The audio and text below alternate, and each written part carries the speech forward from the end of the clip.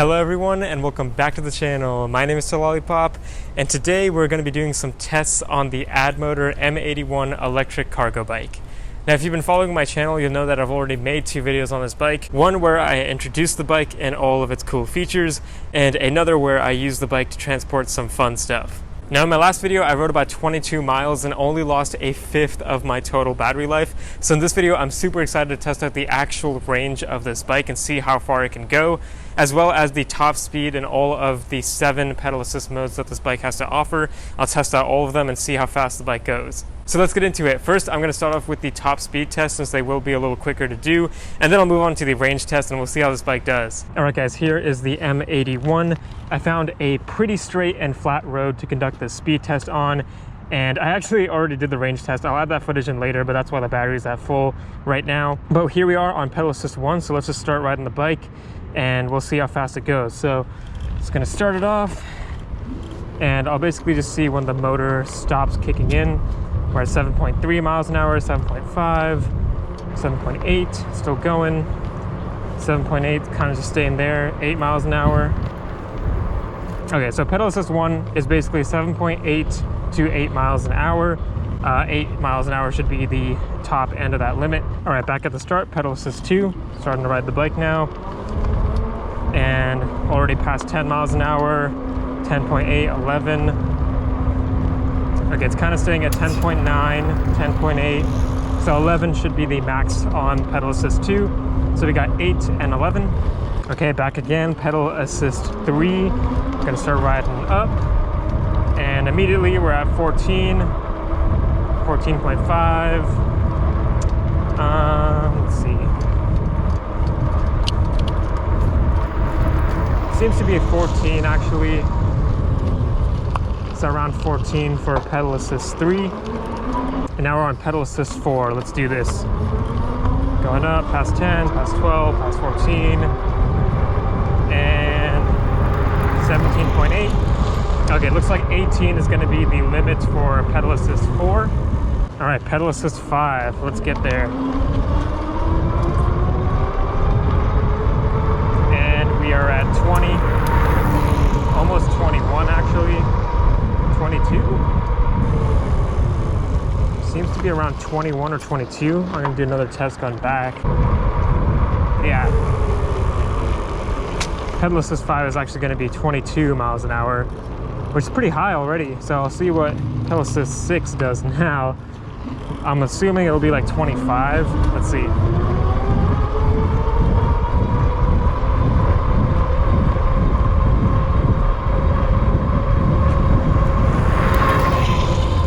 Actually looks to be about 24.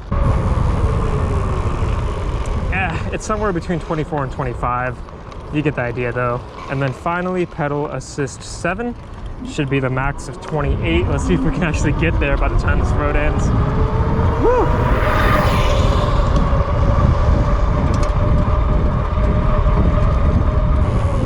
Woo! I reached 27. Let's see if we can do it on the way back here. Yeah. 27.7, 28. Just barely reached 28 before getting to the end of that road. So yeah, those are the pedal assist values and the top speeds of each pedal assist mode on the Addmotor M81. All right, now let's move on to the range test. Now I do want to add a disclaimer here saying that there are a lot of factors that can affect the range of a bike, such as how uphill or downhill you're going, how much weight is on the bike, and how windy it is, a bunch of stuff like that.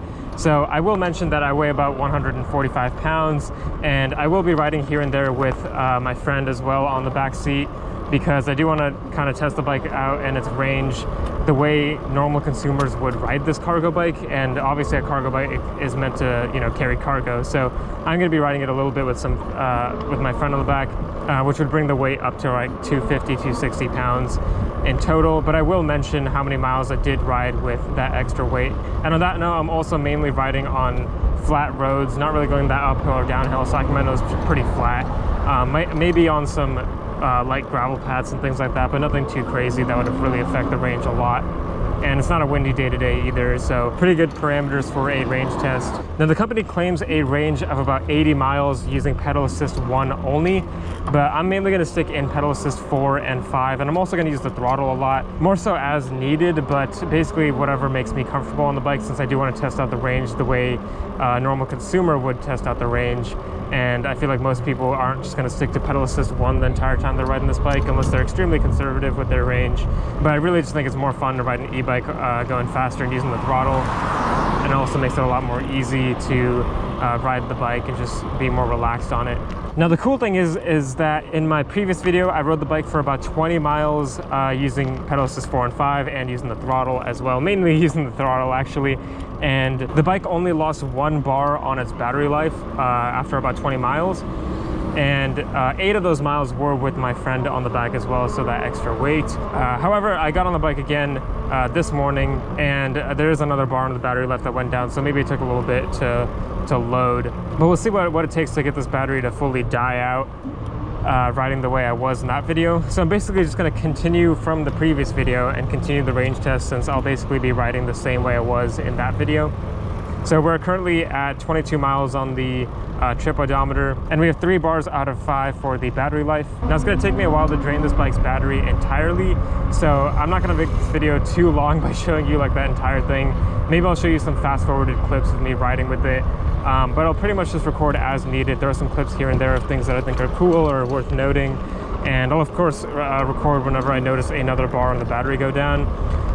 One thing I have noticed on this bike though, and that you might see on camera, is that if you just push down on the throttle really hard, eventually a bar on the battery life goes away, because the way the screen works is that when it kind of adjusts the battery life depending on how you're riding. So if you're only using throttle, it'll say you have less battery left, but when you turn the bike off and on again, that'll be like the actual remaining battery life. So we'll ride here and there and see how it goes. It also automatically adjusts, so I'm not using the throttle anymore again, so it's going back up to 3 dots. But let's just go out for a nice little ride. I also think it'd be kind of fun to have some music on this ride. So the cool thing about the Addmotor is that it does have a little USB port on the bottom of the screen. Now this will probably decrease the range a little bit as well, but we'll see how it handles it. So I'm gonna plug my speaker in there, and we'll be off on our way. Alright, so as I fast forward these videos, I'll also talk a bit about my experience with the bike.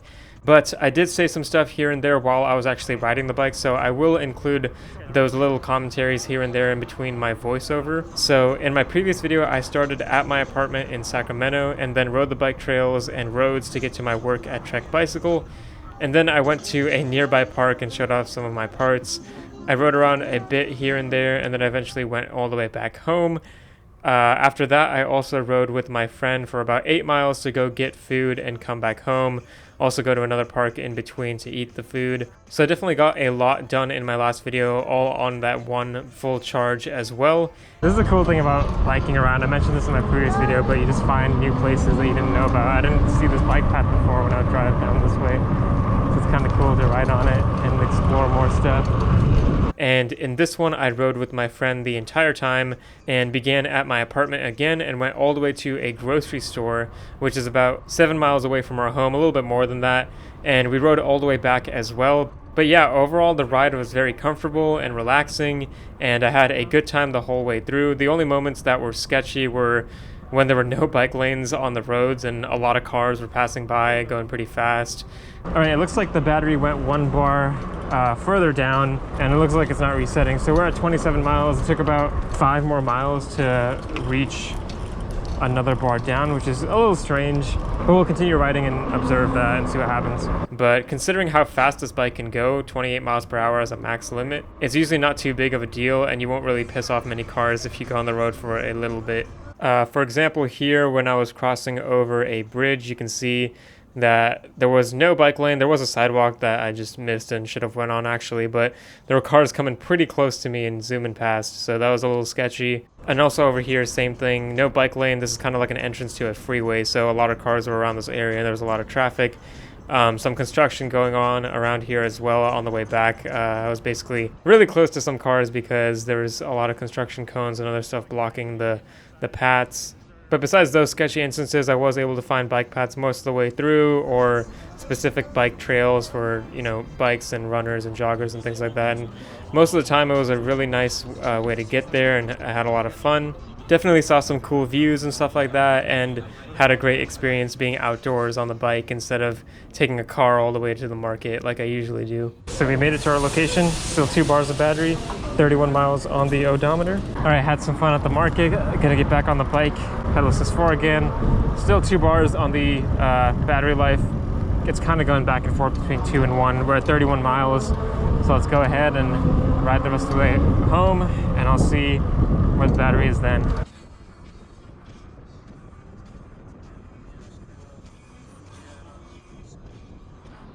All right, looks like another bar on the battery life went down. We're at 32 miles now. So this battery's dying a little quicker than I expected it to. I have been on pedal assist 4 for basically all of it. Didn't go any higher than that, or any lower for that matter. But I have been using the throttle here and there. Not that many hills.